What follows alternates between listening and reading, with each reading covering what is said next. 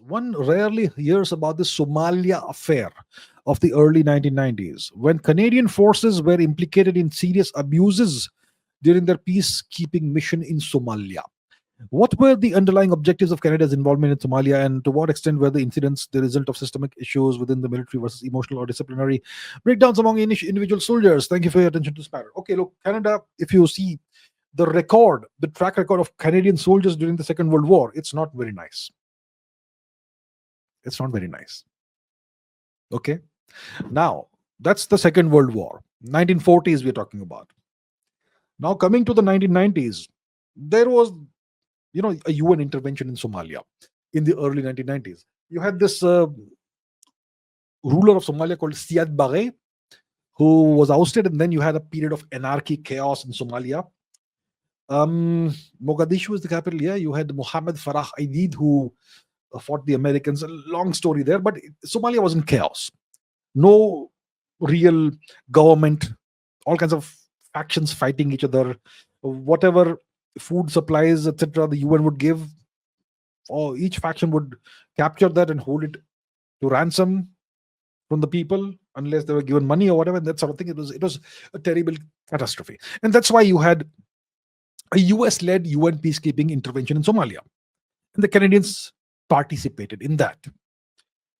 So that was the thing. And this Somalia affair is in 1993. This was a series of brutal human rights abuses by Canadian soldiers. So I can think of at least two incidents. You see, the Canadian soldiers, Canadian troops would have these army camps, etc., and the Somalian population was starved. It was starving. They were always on the lookout for food, and there was food in the UN camp. The Somalians would, kids, etc., they would sometimes, teenagers would sometimes come and, scrounge around for food and try to get some food. And the Canadians started looking upon these Somalians as potential saboteurs. And there was an incident in which multiple Canadian soldiers shot a boy, a young male, and it looked like that boy was shot. I mean, there was no need to kill him. It looked like, his body was so badly damaged it could not be taken in one piece back to the camp or whatever it was. It had to be put in a body bag or something. And medical examination showed that the kid was probably shot in the head a few minutes after he was shot in other places or parts of the body, that sort of thing. So clear human rights abuse by Canadian soldiers. And then you had another incident in which another Somalian teenager, once again a male, was essentially kidnapped by the Canadians under whatever pretext. Maybe he's a saboteur, maybe he's a thief, whatever they excuse them made up. And they kidnapped this boy and then they slowly tortured him to death. And it's like maybe 2-3 soldiers involved in the torturing of this boy to death, including sexual abuse. But dozens of Canadian soldiers saw this happening. And they were okay with it. Doesn't matter. And some of them took photographs. And those photographs, unfortunately, are still potentially available on the internet. That boy being tortured to death in all kinds of brutal ways. So the Americans, what they did in Abu Ghraib, in Baghdad, after their invasion and occupation of Iraq, the kind of atrocities they did to the Iraqi civilians in Abu Ghraib prison, the Somalia affair of the 1990s, of 1993, was done by Canadians. It's a smaller scale example of what the Americans would do later. So that's the Somalia affair of the early 1990s, and it is said that this Canadian detachment regiment, whatever it was, I don't know what the division or regiment name was. I don't remember that. You can look it up if you want.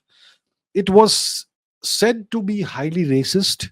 Some of the soldiers were big fans of the Nazi Führer, Adolf Hitler.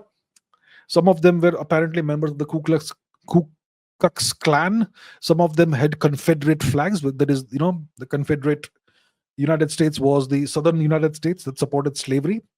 They were super racist. So it was a systemic issue. It was not emotional or disciplinary breakdown of any kind. And later on, the various Canadian scientists, doctors tried to claim that these soldiers had been administered some anti-malaria drug that made them prone to not having full control over their behavior. That was the kind of justification that was given.